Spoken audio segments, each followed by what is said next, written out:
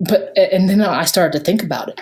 And that question came back in my head. I go, is this really enough?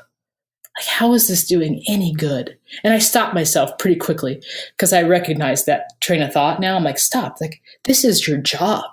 You're a musician. Your job is to give people strength, give people beauty, give people hope.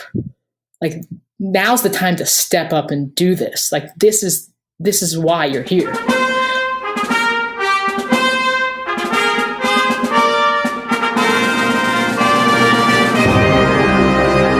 Hello, everyone. Welcome to Everything Band, a podcast that features conversations with composers, conductors, and performers of music for winds and percussion. My name is Mark Connor. I'm a composer and educator, and each week I have the great fortune to speak with and share the stories and wisdom of musicians and leaders in the band community. Before we begin, I'd like to thank all of you for listening. I really appreciate your time, and I hope that you are finding value from these interviews. I rely on word of mouth and social media to bring the show to new listeners. If you think you know one or two people who might find these interviews useful, please let them know about it. You can also help by following me and sharing posts on Facebook, Instagram, Twitter, and YouTube. Everything Band is sponsored by Celtic Horizon Arts, the leading tour operator for the arts in the United Kingdom and Ireland. Celtic Horizon Arts hosts bands, orchestras, and choirs from around the world, and they are now taking inquiries for their 2020 Band Festival in Limerick, Ireland. This festival, featuring composer Johan de May, will include clinics, masterclasses, and cultural exchanges. Bands and individual musicians are all welcome to participate and can find out more by contacting Keith Kelly at keith@celtichorizontours.com or find out more on Facebook at Celtic Horizon Arts. Now, onto the episode, and this week's guest, composer Nicole Piunno. Hi, Nicole. Hello. How are you today? Doing well. How are you? I've had better morning. I'm hanging in. I know. It's great. For those who don't know, I'm at the music festival, and we were on dorm beds. And I didn't sleep well last night, so I'm a little sleepy, and this is our second take, and so we can all chuckle at me. I'm sorry, I'm Nicole. It's okay. I'm a pro at second chances. It sounds like it, and I like that about you. I like the story. So, Nicole, can you introduce yourself for the listeners? Sure thing. I am a composer. I live in Columbus, Ohio right now, and this is the town I grew up in. I guess technically it's Dublin, Ohio. I went to school in Michigan for a long time. I got my doctorate at Michigan State in composition and had a wonderful time there. I got a second master's degree while I was there in music theory pedagogy. And I have my first master's from Central Michigan in composition. And then before that was a strange time, a couple years off figuring some things out. And I spent a semester at the University of Michigan working on a master's in trumpet performance. And my bachelor's is in education, music education. Excellent. And there's something that I didn't ask you the first time around. What are you doing right now? I am full-time composer, really going for it. And I also have a studio of trumpet students from grade 5 through 12. Awesome. Can you tell us your musical origin story, how you got started on the trumpet? Yeah, I didn't have much of a musical family, and if you heard my dad sing, you would be surprised. I think that I am a musician, to be honest, but we did have a piano in the house, and that I think was extremely important because I was very attracted to it. And my parents got me lessons when I was in second grade, and I took those through sixth grade. And my best friend, his mom was my teacher, and he played trombone, and he has a big family, and they all were musical. So I was at his house a lot around music, and that helped me quite a bit. And here in Ohio, we start band in sixth grade. And so I chose the oboe to play, and I played that from sixth grade through my freshman year in high school. But when I didn't love it, the oboe very much, but we were required to be in band, and I did like it. But when I remember in seventh grade, I was sitting there, and I would listen to the trumpets play and behind me, and I thought, man, that's a really cool sound. I wish I played that. I like really want to play that. And so I would ask my mom if she'd buy me a trumpet to play so I could learn. And she said it was too expensive. And so when I realized that in high school, oboes don't march in the marching band, I thought, well, there's my in. So I asked her, I was like, the oboes don't march. I'm going to have to play something else. So I think you should buy me a trumpet and I can play trumpet. And she goes, it's still too expensive. So what's your second choice? And I said, well, I guess snare drum. And she got me some like $7 snare drum sticks. And I took a couple lessons. I don't know how long it lasted. It didn't last long because I just kept asking for the trumpet. And she eventually wore down and got me under the conditions that I would teach myself at home. And so I would play oboe at school, and then I'd come home and practice the trumpet. And I loved it more than anything I've ever loved, and advanced very quickly. And I did play it in 8th grade in jazz band once a week. My teacher let me do that. So that was really fun.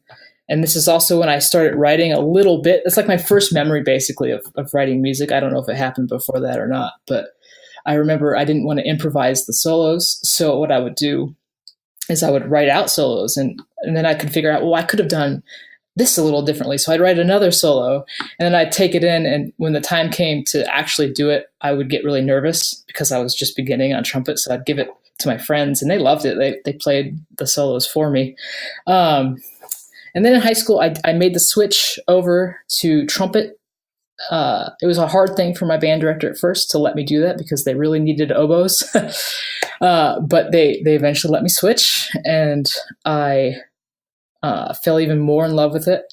And in my junior year in high school, it was January of my junior year in high school, I decided to go into music as my career. Before that, I think I wanted something like psychology or something. But I was accepted into the Ohio State Honor Band my junior and senior year. And this is a great thing for people here in Columbus. What they did at that time was they brought in a guest composer, and he would conduct his works with us, and then we'd give a concert. And my junior year, they brought in David Gillingham. And I had played his music before that in band. And one piece in particular was his Be Thou My Vision. I played it my sophomore year in high school band, and I hated that piece because I just wanted the high and hard trumpet part, and that's really all I was thinking about. I'm not terribly proud of my high school self. It was all about me and my part at that point in my life. But that all changed that January of my junior year because we were going to play his Be Thou My Vision. And it really is hard to put into words what happened. But I know something really special happened during that rehearsal because he, as the composer, he was explaining where he was writing it, why he was writing it, what he was thinking about. And I got to see his emotion connected to that while we were playing it. And it was like, for the first time I was hearing music, and I wasn't like, I fell in love with the piece because it was no longer about me and my part. It was now about the music itself. And even though I was sitting in Ohio, I like everything about me at that moment was at Lake Michigan where this piece was being written. And it was very clear to me that music had a power I didn't know it had. And I wanted to explore that more. And so at that moment, it was a moment. I'm going into music. I don't know what I'm going to do exactly, but I'm going into music.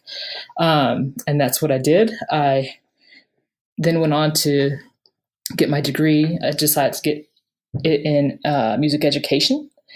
And I went to a small school, and I kind of regret it. I think I should have gone to a larger school. But the way I made it work is I had found a music festival in New York to go to every summer. And that was a fantastic experience for me. I got to play in a full orchestra, a really good wind ensemble. And that's where I fell in love with playing in a full orchestra. And that's when I decided that's the route I'm going to take after this. I'm going to be a trumpet teacher, and I'm going to play in an orchestra, and nothing's going to stop me. That was my attitude. I loved it so much.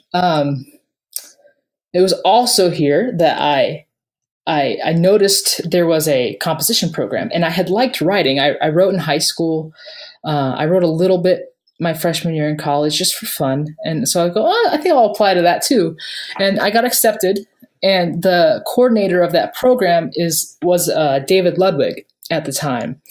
And so I went and I had a lesson with him, and my first year there, and he goes, you really need to find a teacher when you go back home. Like, you really need to find a composition teacher. And so when I went back, we didn't have a composition department at the school I was at. So I had to contact people from nearby universities asking if they would take me as a student.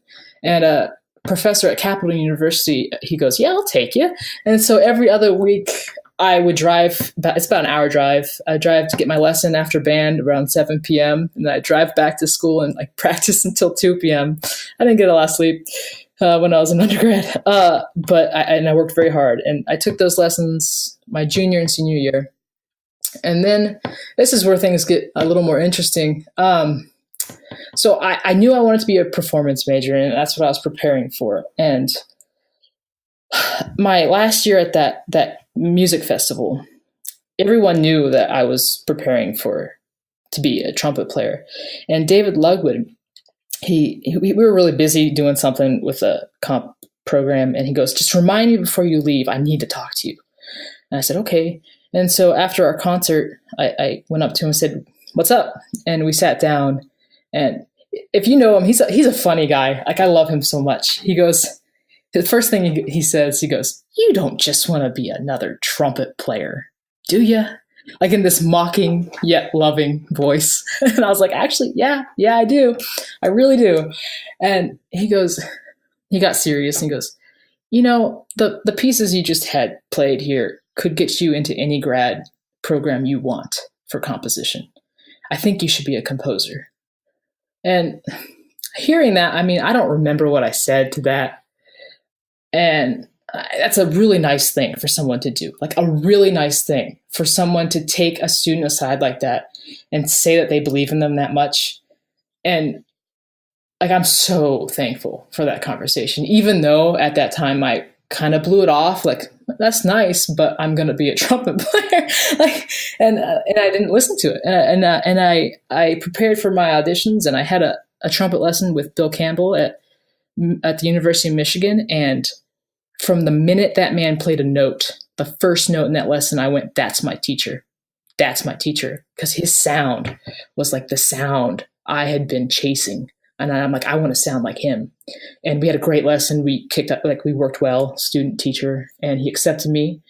The problem was that during my last year, before I left for school, while I was in my fourth year, I did something to my lip.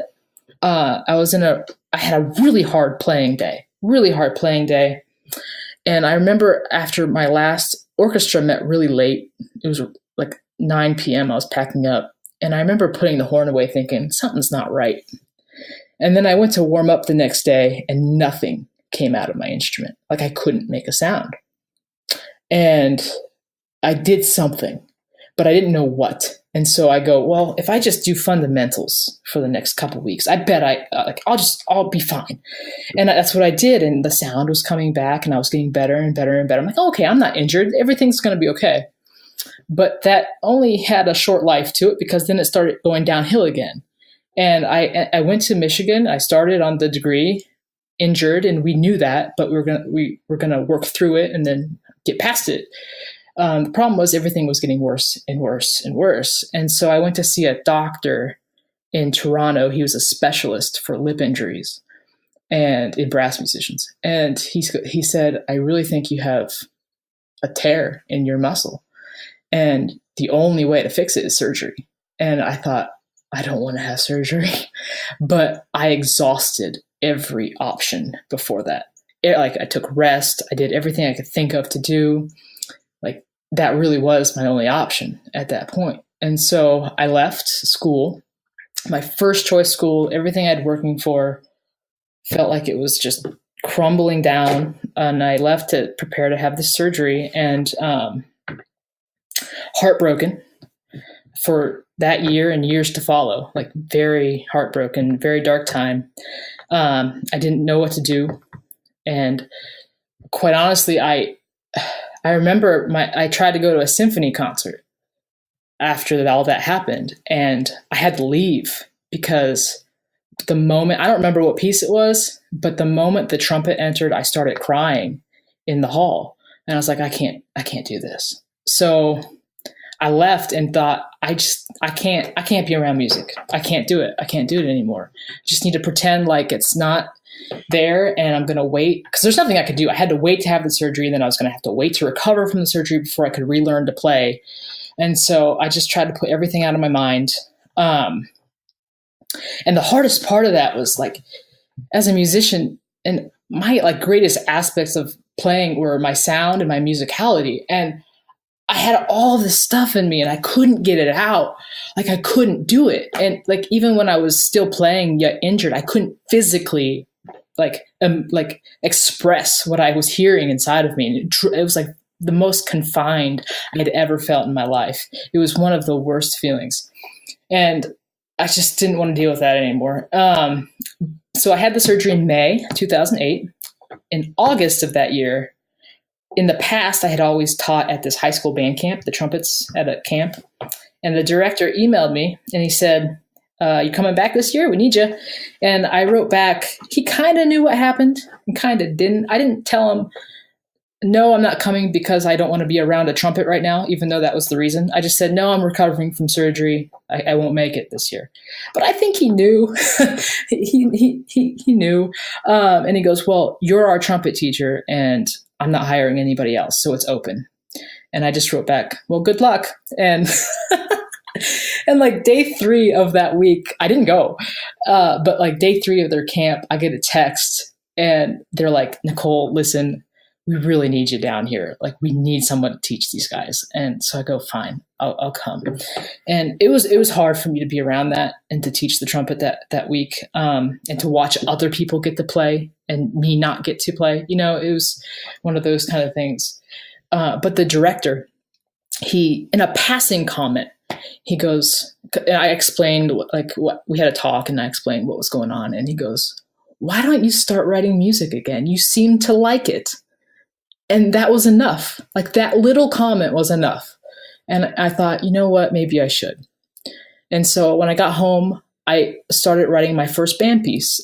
Everything before that had been chamber music. And the reason I chose a band piece was because I was going to give it to him as a gift, and his band as a gift. And so I started writing the piece, and towards the end, I was nearing the end of it, and I thought, I want to get a lesson on this and make sure this piece is really good.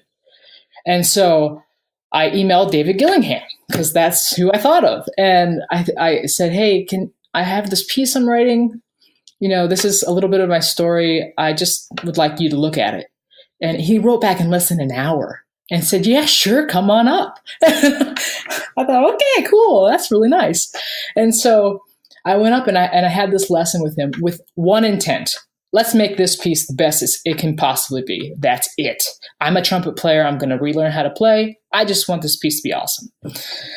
At the end of the lesson, I didn't see it coming. We had a great lesson, and then he goes, would you like to come here and study with me for your master's?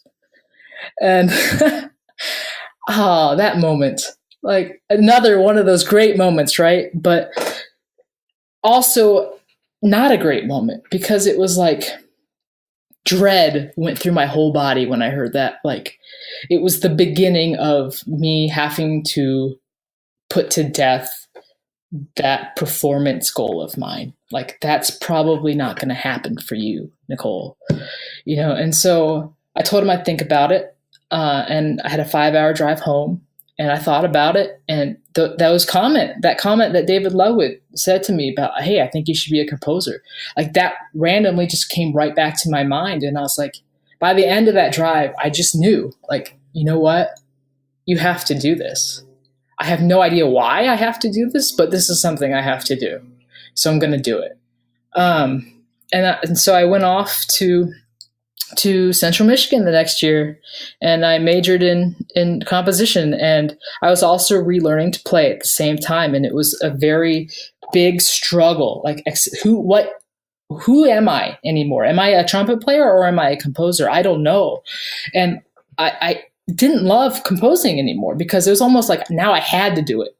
And like, I would force myself to sit down and write. But something did happen while I was there that did help. And that band piece I mentioned, I got to hear it. And the ensemble there, they recorded it for me. And one of the grad assistants, he conducted it for me, and I got to hear it for the first time. And that was the first time ever hearing one of my large ensemble pieces, because that was my only large ensemble piece. And I had this moment, like a big low brass moment in it. And at that time, the low brass at Central Michigan, they were fantastic. And they just went for it. Like all the energy in the world, they went for it. And I was blown away. I was like, that was the most incredible thing. And I realized like it had been years since, like I was saying, like since music was actually being expressed out of me, because I physically couldn't do it. And it was like at that moment, it's finally coming out. Like for the first time in years, like that release of finally. But there was a big difference. And you'll probably understand this too as a composer. Like when we write music, it's not alive when it's finished on paper. It's just on paper. It's not alive until a performer comes and puts the life into it and makes it alive and in this world. That's the only way that a piece of music has life, is through a performer. And I once wanted to be that performer, to give these things expression. And at that moment, I realized like, that's no longer my role in this. My role is now reversed. Like I'm the one providing it. And now I'm giving it to these performers to bring to life. And that's when I started to accept that role reversal. And over time, I've actually come to really like it. And it wasn't easy to get there. It took, I'm pretty stubborn. But at this point in my life, I'm really glad that I'm a composer. What really sticks out to me is that in your story, terrific story, is that there's a couple of teachers who told you things that sort of changed your path and changed your direction. And I think that's a pretty remarkable part of the whole thing. Yes, teachers are just vital. Yeah. And so you talked about your second chance at the trumpet, and you've retaught yourself how to play the trumpet. And I wasn't going to bring this up, but you mentioned that you sort of, at the beginning of the interview, our second try, that you're kind of like good at second chances. And yeah, you and I met at Midwest, and we had a conversation about published versus self-published. And I want to talk about that a lot, because it's one of the things that I think about constantly. Mm-hmm. But you have been dealing with a virus. You got sick at Midwest. And I did. And so this is just one more thing that you're fighting through. Yeah, it seems to mark my life in some ways. Injuries of some sort. But I think a lot of people have experiences like that and share that sort of like, do you have anything, what drives you to overcome these challenges? Well, yeah, like you said, I got the flu at Midwest the last day there, and that led, like I got a lot of complications from it. And that led to this, I have a nerve condition now in my arm because of it. And I lost all the muscle in my right arm, and I've been trying to get the muscle back. And I'm just now 7 months later starting to see improvements for the first time. And it's like a severe pain condition too that you go through. But what drives me through it, I mean, I have to be honest, I don't always do very well. Like I have a lot of low moments because of things like this. But what I try to do is, one, there's good that's going to come. Somehow, some way, there's good that's going to come. I've learned that. In the bad, good comes from the bad. You just have to look for it and then chase that and kind of let go of the thing that you think is bad. Find the good, latch onto it, and go for it with all your might. And I've spent a lot of time training my mind to do that and to become a person who doesn't quit, because it would be really easy to quit. I mean, it would be really easy to quit. And I remember, like, I'm a heavy cyclist and I do long distance cycling. And part of the reason I do it is to train my mind for situations like this. Because I remember I was on a ride, it was like 100, it was supposed to be 100 miles, but it ended up being 122 because I got really lost. And I'm terrible at directions. That's another story. People are probably laughing who know me right now. And I got lost in the worst part like there's hills all over the place. I'm trying to find my way back. It's about to, like, the sun's going down. Like, even if I find my way, I still have 50 miles to get back to my car. And I had a moment, man. I had a moment. I got off the bike. I threw it on the ground and I screamed like, ah. And I just thought, okay, like this is not the time to have a breakdown. Like, this is a time to figure things out. And I asked I'm like, who are you? And I'm like, I'm a person who doesn't quit. And I got back on the bike and I'm like, you're going to figure this out. And I figured it out. And it's just like, it's like those kind of things. Like, you have to train yourself to be that kind of a person in every aspect of life so that you actually become that person. So that's how I handle it. I don't know. It's a really great mindset for a composer or a musician, because, failure is part of the deal. Just sort of comes naturally with the profession. So, talking about that Midwest, that's where you and I met. We actually met. I'll give a plug for the Gaudete Brass. We met at their concert up on 10 Wednesday night. John Mackey had a piece premiered, and we just talked during the intermission. And we talked about the advantages of being commercially published versus self-published. I have a couple pieces that are commercially published, and we just talked about it. And it's something that I wrestle with a lot, and I've talked a lot about this show. And I know that you recently chose to remain self-published, and I was wondering if you could talk about that decision. I did. It was a hard one, and this is a very individual thing. I think you have to really, as a composer, think through, what do I really want in this situation, and where do I want my career to go? And you can't think short term, because the short term might change your opinion of it and make your decision late. I tried to think, okay, long term, if I'm in this for the rest of my life and I actually can do this as a composer, like, that's my job, what do I want? And that question there really answered it for me. I'm like, well, I need to be self-published then, because I had the chance to go another route. I turned it down, and I actually do have a couple trumpet pieces that are published. I have no idea what they're up to. And that kind of helped too, because I'm like, I have no idea what those pieces are up to. And I don't like that. I don't like that at all. I like to be very involved with it. I like hearing who's playing my pieces, and I like it when they contact me and tell me. And so, yeah, and really it came down to, I wanted to keep the rights to my music. It's my music. And I want to keep the rights to it. So that's really what made up my mind. You recently you're distributing your music through Murphy Music now? Yes. And I'm very happy with that decision. Sean is in charge of distributing my music, and I love it because I have a good connection with him, good communication, and I can focus on what I need to focus on and not have to worry about going to the post office and printing stuff. So it's great. I couldn't be happier about it. And Sean's a really nice guy. So. All right, Nicole. So let's say that I'm a middle school band director or a high school band director, and I'm listening to this and I'm thinking, wow, she sounds great. I want to call her about a potential commission. What does that look like? What's going to be the process for me? Well, the best way is to send me an email. And in that email, the first things I really need to know are, one, who it's for. And I mean, if it's a high school or middle school, knowing what grade level, you really want is important. Knowing the length that you're desiring is important. And also, if there's a certain reason why you want the piece, if there's like an occasion that it's for, that's obviously important. Although some people contact me, and quite honestly, they want a new piece of music and they want me to write it, and that's awesome. I love that.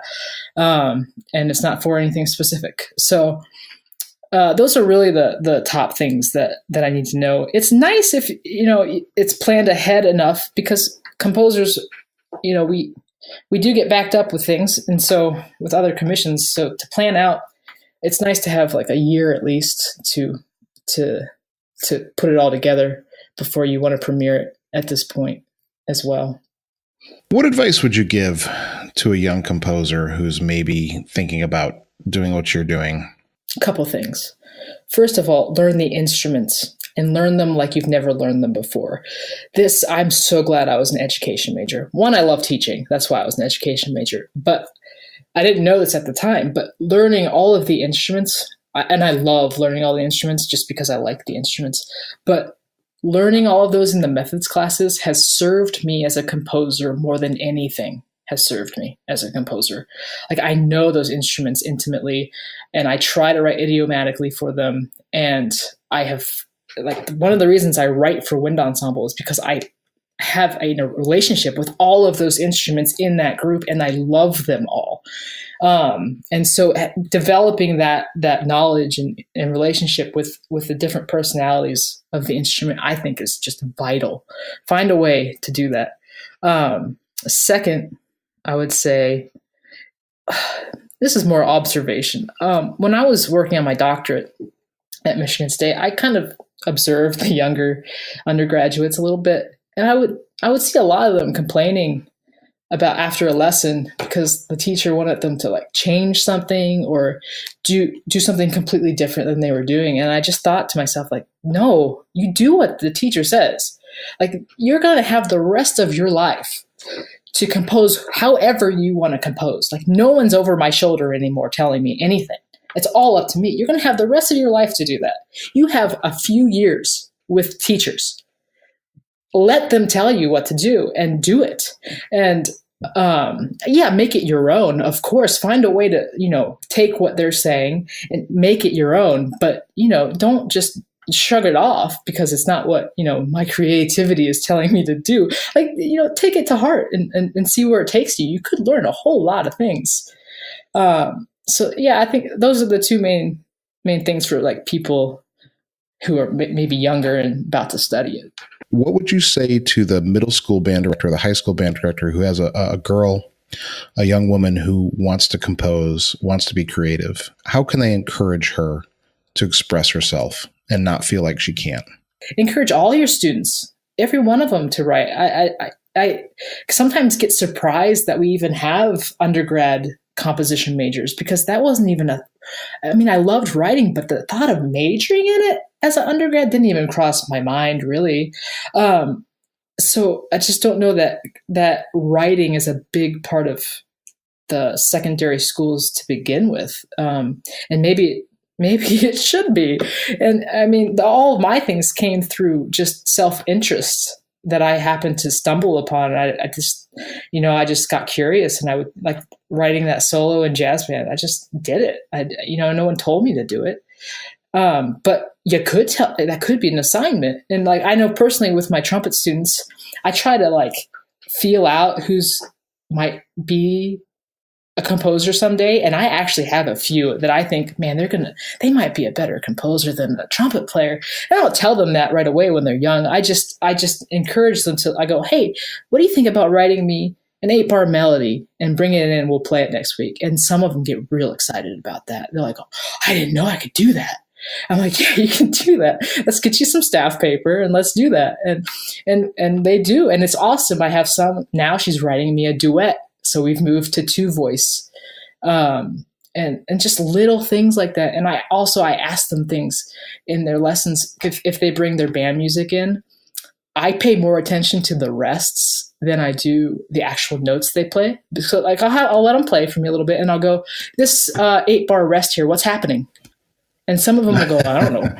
And I go, well, your assignment is to tell me who's playing in that 8-bar rest. Okay, I want to know, because I'm trying to get them to listen to the band and not just their part. Because I know we're just listening to your part leads. It leads to being an arrogant trumpet player.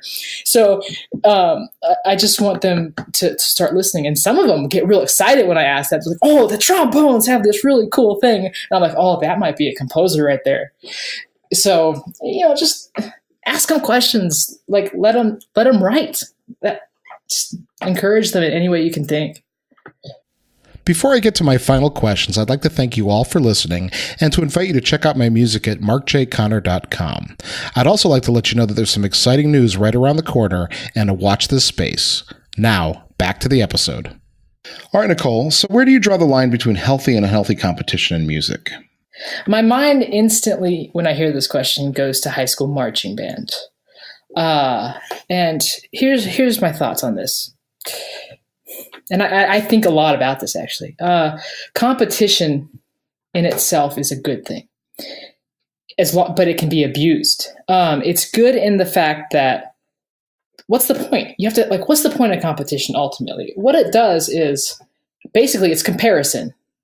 So you're being compared to somebody else. And what that does is if you go to another band and you see that they're really strong in a section, and that displays or reveals, I should say, your weakness. And you think, oh no, that's weaker than I thought. We need to work on that. And so you work to become better in that area.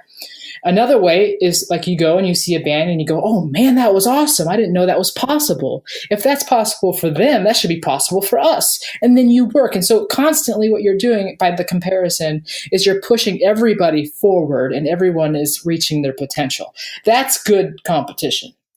Now it becomes a problem when winning is the goal above music, or winning is the goal above education of your students.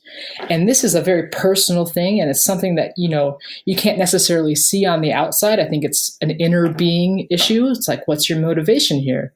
And you need to really test that. And then once you figure it out, commit to what you're doing. So I write for a marching band, actually, a few. It's not my focus. I'm very much a concert band or a concert music composer, but I do write for marching band. And I've had to think long and hard about whether I really like marching band or not. And I have come to the conclusion that it's a good thing for students. And so I do it. And there's one band in particular, I've been writing for them for about 5 years. And I love writing for this group. The conductor, he's a teacher here in Dublin. And I remember writing their first show. I was arranging it. And there was a part of the piece that I wanted to use. And it was like a really fast melody. And what the composer did was at the end of every 8 bars, he modulated to a new key. And he was going around the circle of fifths. And he went through a lot of keys, right? And I wanted to use that section, and I wanted to do exactly that.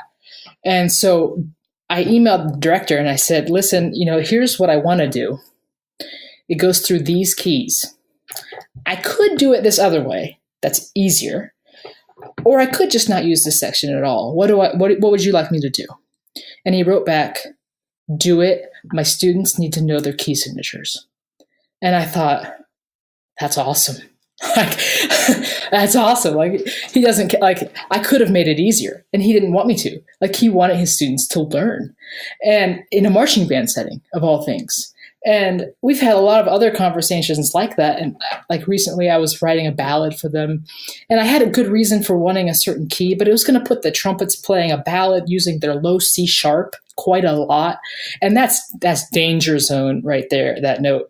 And I know that. And as my job as a arranger and a composer is to take these things very seriously into consideration, seeing, maybe I could arrange it differently. It would have a better potential of sounding good, but I have a really good reason for wanting this. And I asked him, he goes, no, do it. My students need to know how to handle that note. It's going to be in their music, and I want them to know how to handle it. We might as well do it in marching band when they have it in front of them all the time. And I just thought, that's amazing. Not every director is going to say that.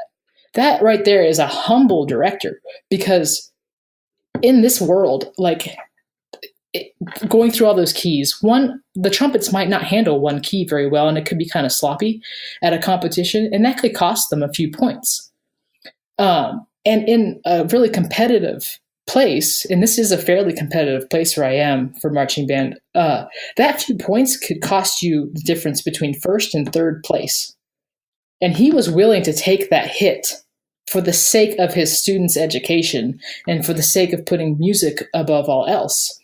And I think that is a good quality in a band director right there. So I don't know, that's just my story, but I think it's an individual thing, and it can get out of hand really easily. So it's good to check the motivation to make sure students are learning what they need to learn. So, Nicole, a lot of composers and especially band directors struggle with work-life balance. How do you find balance in your life? Okay, well, I'm going to answer this very personally, and it is in no way saying what I think other people should do or not do. It's just, for me, I don't really believe in work-life balance. And I say that because as a composer, I don't really think of it as a job. it's not like something I show up to at this time and then I leave at this time and then I go do something else. I'm always a composer and I'm always thinking about it. And I want everything that I do to go into that part of me. And so I don't really want to balance it with anything. And that's a very intentional decision too. Like I've made that decision, like this is what I really want my life to be about. And I want to commit to it 100%. Now, that being said, I don't like sitting for long periods of time. And being a composer requires sitting for long periods of time. So I get a little antsy. And so what I need to do is I like to move. I like to be outside. I like to lift weights. I train at the gym often. And like I mentioned earlier, I am really into cycling. I do long distance cycling in the summer and the spring. So I guess that's my balance, if you will. All right. What are the challenges facing music education and band, and how do you think we can best meet them? Music and art in general is extremely valuable and powerful. More powerful than I think we even as musicians realize or utilize. And as a culture, it's clear that it's not valued for what it should be valued. And I don't think that necessarily the best approach is to just criticize that aspect, because that's reality. That's the way it is. You know, I was at the Museum of Modern Art in New York. I go there a lot whenever I'm in the city. And I decided to just observe one day. And what I saw them do, they were at Van Gogh's Starry Night, I remember. And what people were doing over and over again, this happened. They would go up, they would look at it for maybe 3 seconds, take out their phone, take a picture of it, look at the picture on their phone, and then walk away. And people kept doing that. And not just with that one, with a lot of them, a lot of different works. And I just thought, this is insane. Like they're not engaging with this really powerful work of art at all. It's like they're just being a consumer and not a human being. And I just thought, well, that's a scary thing. And again, I don't think the right way necessarily is to criticize that. It's just the reality. So what can I do as an individual musician who really believes in this? And I think I need to, one, just love it with my circle of people around me and show them how much I love it and try to show people how powerful it is. And so they can engage with that and let it become a part of them and enhance their life. Because I gotta say, music, I think I get passionate about this. I do. Because a lot of people, they try to defend music education by using math scores or like it makes us better readers. And I'm like, no, stop. That misses the point. You're missing the point. And that's a wonderful thing. That's a wonderful truth. And we should have things like that, being said, but it misses the point. The point of music is that we are human. Music needs no justification. It makes us better human beings and more beautiful human beings. There's so much joy in music. And we as musicians need to make sure that we are expressing that full joy when we play it. And not only that, but there's so much beauty in music. And I came to like a crisis moment. One, when I was working on my doctorate, was the biggest one, because I remember thinking to myself, because this is when I was really starting to commit to being a composer.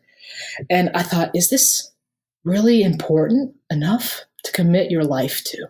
Of all the things that are happening in the world right now, is this enough? And for 3 years, that was my question that I had to work through. And I eventually came to the conclusion that yes, people need this in their lives. And I'm going to make sure I do everything I can with my small life to show that I believe it. And I had that same crisis this year. I was asked to write a piece for Stoneman Douglas High School after the shooting. And a band director in New Jersey contacted me in late February. I wasn't expecting this at all. And he said, I would really like to commission a piece, and I would like my group to play it, and I would like other groups to play it to show their support for them. And we were going to give it to Alex, the director there, as a gift. And my first thought was, that's amazing, a gesture from this band director. That's an awesome thing, giving the gift of music like that. And then I started to think about it. And that question came back in my head. I go, is this really enough? Like, how is this doing any good? And I stopped myself pretty quickly because I recognized that train of thought now. I'm like, stop. Like, this is your job. You're a musician. Your job is to give people strength, give people beauty, give people hope. Like, now's the time to step up and do this. Like, this is why you're here.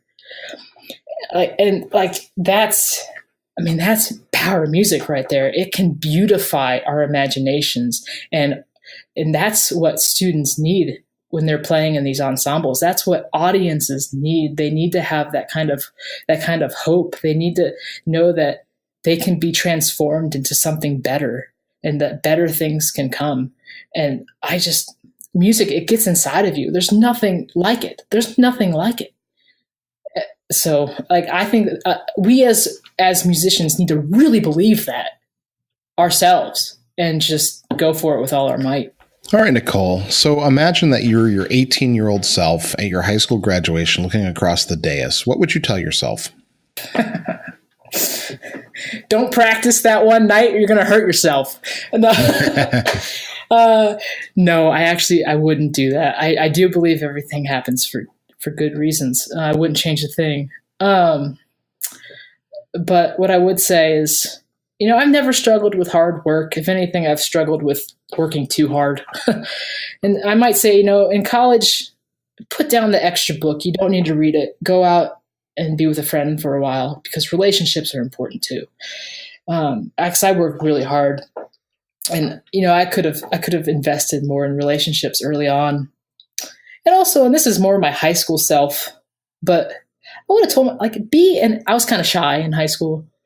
And I wish I could have been more of an encouraging person and looked for somebody who just needed just a little word of encouragement and been more, taken the focus off myself and put it on other people. I didn't really do that. And I wish I would have. I really do, because people need a lot of encouragement to become who they're supposed to be. And an encouragement over a long period of time, I should say. It really doesn't take much in a moment. It just takes a very short word spoken at the right time. That's all it takes. And I just wish I could have been that way. So this isn't a question meant to be morbid, but if you could plan it out, what would be the final work that you'd like to conduct or perform? Can it be the last one I hear? Sure. I don't mind the morbid question, actually. I'm going to go with it. So let's say I'm on my deathbed and I'm about to die. There's a couple pieces I think about, but the one that I would like to hear just the introduction or the opening, slow opening of Appalachian Spring. Yeah. And right before it, before it goes to the fast part, I want to die right before that, right at the end of that opening. That's enough. Right there is enough. Yeah, that's man, I wore the cover off of that CD when I was in college. Quite the thing. Yeah. So now how about your own music? If you had to pick one work to represent you. Oh dear. This is a harder question. And it wasn't on my prepared list. So if you could pick one of your own pieces, which piece would you recommend for people to listen to? I'm thinking between two right now. One isn't released yet. It's the one I wrote for Stoneman Douglas, called "I Will Lament in Love," because it's filled with a lot of lament, but there's also a lot of hope, and that kind of represents my whole philosophy of writing. Is I try to represent reality the way it is, which there's a lot of darkness in our reality, but I also know that hope exists and love exists, so I try to put that in there too. And I think that piece, it has both of those aspects. And another piece that also has very different style, but it also encompasses that same idea, is Beauty Broken for wind ensemble. So I guess I'll go with that. I often forget to ask composers this question, but I want them to recommend something for the listeners who may not know them. Yeah, that makes sense. All right, Nicole, is there anything coming up that you'd like to share or promote? Ooh, let's see here. Well, I do. It's looking like I'm going to have a piece at Midwest this year, but more will be announced about that later. I'm also currently working on a piece for 6 trumpets. It's a commission from the International Women's Brass Conference, and that's going to be premiered, next summer at Arizona State University. So I'm really excited about that. I was just there actually at Arizona State. Shannon Shaker, she just graduated there with her conducting degree. She premiered a grade 3 piece of mine, and I had a great time out there. I'm really excited to go back, and it's warm. So hey, I like warm weather. I had Amy Cherry, who's a trumpet player. She came out in the show in the fall to talk about IWBC and what it does. Oh, cool! Yeah, I had a piece there. It played at their New Jersey conference. Had my one and only brass band piece. Someone commissioned me to write for them there, so that's kind of got me introduced to that world. And yeah, it's a great time. Other than that, I have a big writing year ahead of me. It looks like a lot of work to do. So, and that's a good thing. So, all right, Nicole, how can people get in touch with you? Email is the best, and you can find that on my website, which is the easiest website name ever, NicolePiunno.com. I guess my last name is hard to spell though, but it's okay. But that's the best way to go about it, and I'll respond pretty quickly. Excellent, and you do. All right, Nicole, thanks so much for your time. Yeah, thank you, Mark.